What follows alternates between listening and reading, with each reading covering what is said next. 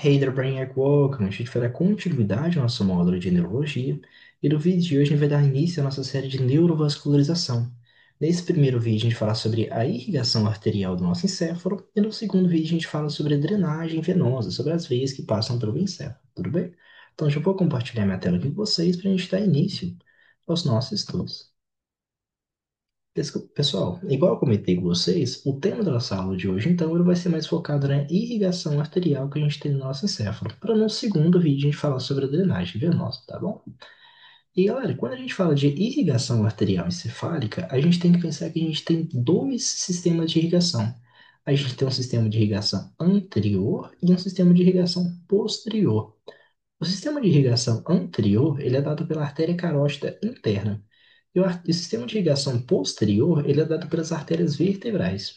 Então, eu vou dar início à explicação por meio das artérias vertebrais, o sistema de irrigação posterior. No segundo momento, a gente fala sobre o sistema de irrigação anterior, tudo bem?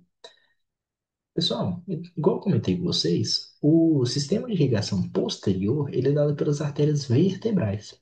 E as artérias vertebrais, por si, elas liberam dois ramos importantes, que é a artéria espinal. A artéria espinal ela vai nutrir a parte superior da medula espinal. E uma artéria do cerebelo. A gente tem três grandes artérias importantes no cerebelo. Uma delas tem origem direta aqui das artérias vertebrais. Essa artéria do cerebelo chama PICA, que é da sigla em inglês, Posterior Inferior Cerebellar Artery, que significa artéria cerebelar inferior posterior, tudo bem? Então, esses são os dois grandes ramos importantes que a gente tem das artérias vertebrais. A artéria espinal anterior e a paica, artéria cerebelar posterior inferior. Depois disso, gente, as artérias vertebrais elas vão sofrer anastomose, ou seja, elas vão se unir para formar essa única artéria que ela é chamada de artéria basilar. A artéria basilar, ela vai emitir quatro grandes ramos importantes. Os primeiros deles são as artérias pontinas, que elas vão nutrir a ponte. Porque a artéria basilar, ela é formada bem a nível da ponte aqui mesmo. Aqui é a ponte do nosso tronco cefálico. Então, ela vai ser responsável por nutrir a ponte. Então, ela vai emitir esses ramos que são as artérias pontinas, tudo bem? Então, esse é o primeiro grande ramo importante. Os três outros, dois deles são artérias que a gente tem no nosso cerebelo. A artéria cerebelar inferior anterior, que ela é chamada de AICA, que é a sigla do inglês também, e a gente tem a artéria cerebelar posterior, que é outra sigla em inglês, que é o SCA.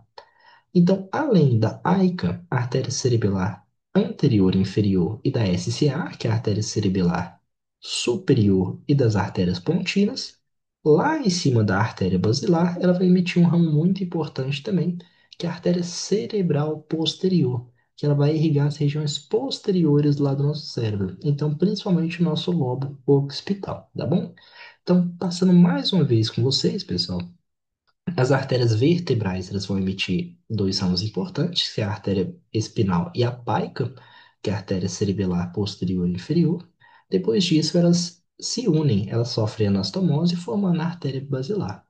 A artéria basilar, que ela vai dar origem à artéria cerebral posterior, as artérias da ponte e as duas artérias que faltaram do nosso cerebelo, que é a artéria cerebelar superior e a AICA, que é a artéria cerebelar anterior inferior, tudo bem? Então, aqui nessa imagem, pessoal, a gente consegue visualizar de maneira mais clara aquelas três artérias do cerebelo. Igual eu comentei com vocês, a gente tem as artérias vertebrais que vão dar origem à paica, que é a artéria cerebelar inferior posterior.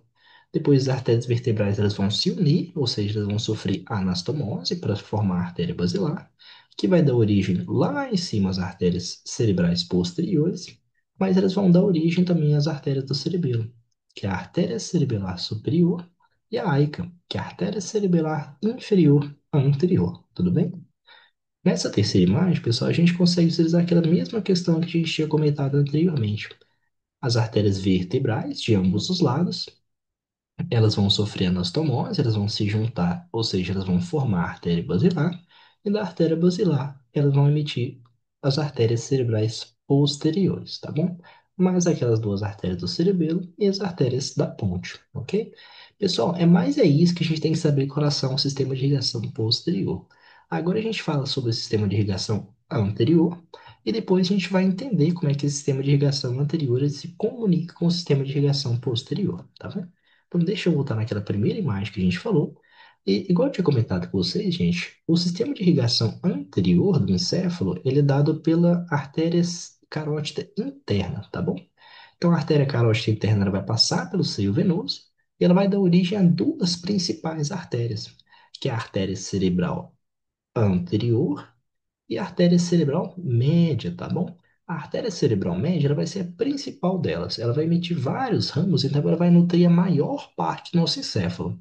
Ela é, entre aspas, a mais importante que a gente tem no nosso encéfalo, tá bom? A artéria cerebral média. E a artéria cerebral anterior, muito importante também para irrigar as porções mais anteriores do nosso encéfalo. Mas, claro, não são só esses dois ramos que a gente tem da artéria carótida interna. A gente tem, por exemplo, a artéria oftálmica, que ela vai acompanhar o nervo óptico, ela vai ser visualizada lá no fundo de olho, ela vai nutrir as estruturas oculares.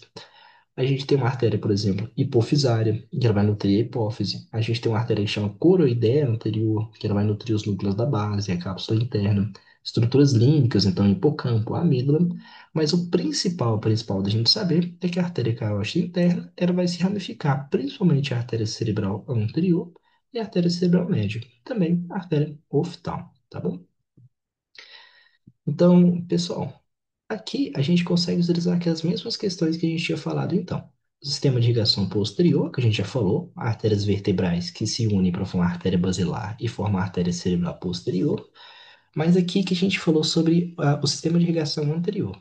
A gente tem a artéria carótida comum, que ela vai se ramificar em artéria carótida externa, que ela foi até cortada aqui, porque nesse momento ela não vai ser relevante para a gente. E também na artéria carótida interna.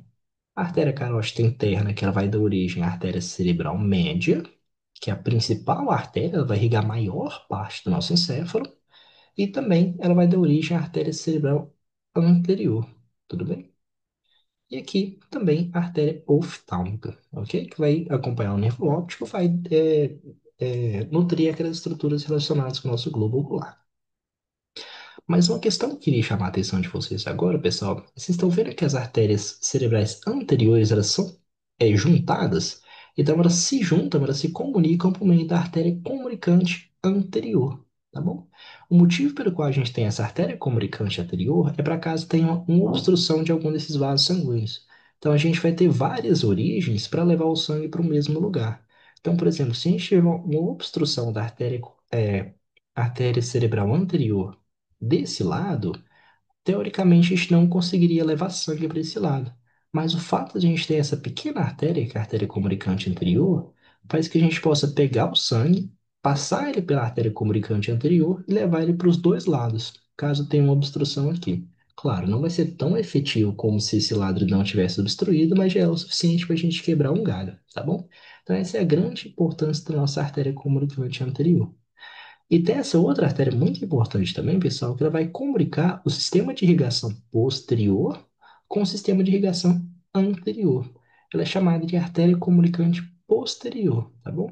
Ela vai conectar artérias cerebrais posteriores nas artérias cerebrais médias. E vocês estão vendo, pessoal, que as três artérias cerebrais, então a artéria cerebral anterior, a média e a posterior, acabou que tudo ficou conectado, porque a gente tem essas duas artérias comunicantes, a artéria comunicante anterior e a artéria comunicante posterior. Isso formou um circuito fechado. Esse circuito fechado é o que a gente chama de polígono de Willis. Polígono de Willis é o nome que você sempre vai ver quando você estudar irrigação arterial. E ele é nada mais, nada menos que isso, tá bom? São as três artérias cerebrais e as artérias comunicantes, a anterior e posterior, formando esse circuito fechado. Por aquele motivo que eu falei para vocês anteriormente, para a gente ter várias origens do sangue, para caso tenha uma obstrução, ele ter várias origens para chegar no mesmo local, tudo bem? Então, esse circuito fechado das artérias cerebrais e as artérias comunicantes anteriores e posteriores, que a gente chama de circuito de Willis, tá?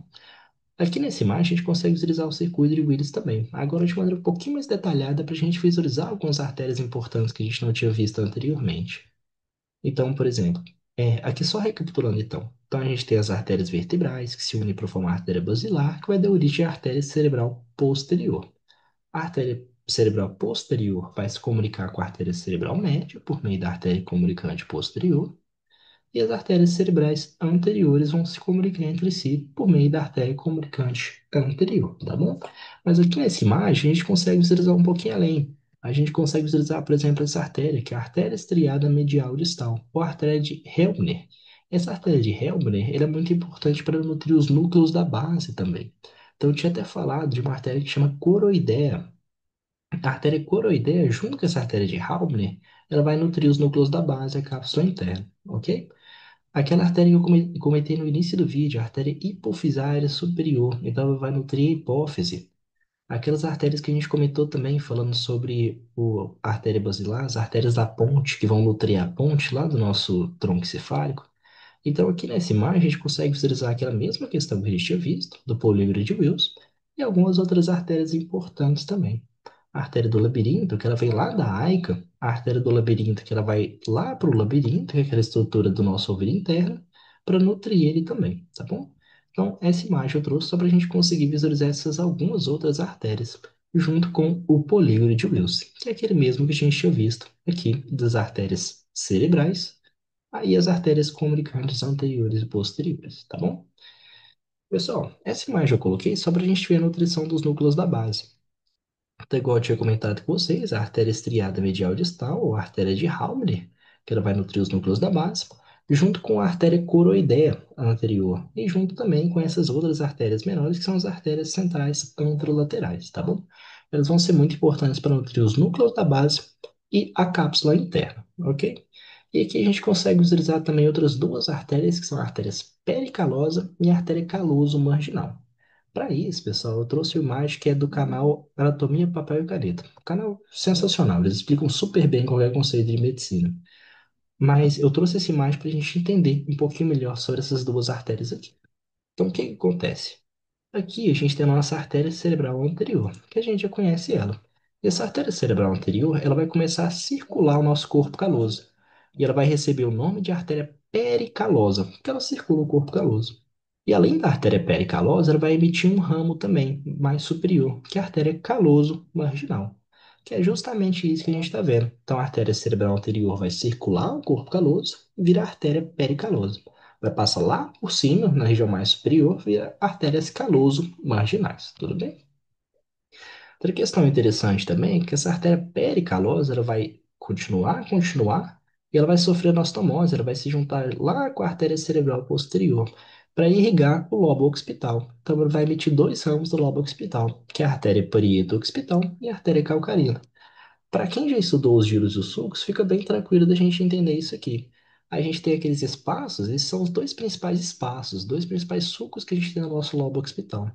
O sulco parieto-occipital, por onde passa a artéria parieto-occipital, e aqui o sulco calcarino, por onde passa a artéria calcarina, tudo bem? Aqui ele só representou também aquela irrigação posterior do cerebelo, que a gente já comentou anteriormente.